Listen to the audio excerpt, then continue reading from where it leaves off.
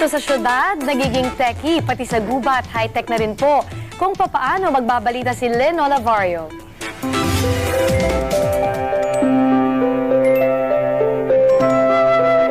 May 160 uri ng halaman sa Bataan National Park sa gitnang Luzon. Pero sa pamamagitan ng isang makabagong teknolohiya, kayang-kaya mo nang mahanap ang bawat isa rito. Ngayon, sa kauna-unahang pagkakataon, malalaman mo na kung saan ang eksaktong lokasyon ng bawat halaman dito sa pamamagitan ng teknolohiyang geotagging o whiteout technology. Nagawa ito sa pamamagitan ng bagong Android application na Flora Adventure Buddy.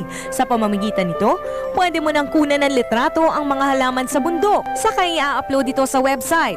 At sa loob lang ng ilang segundo, makikita mo na ang eksaktong lokasyon ng halaman na kinuhanan mo ng litrato. Lahat kasi ng halaman sa lugar, naka-upload na sa database ng website. Nagsimula ito bilang katuwaan.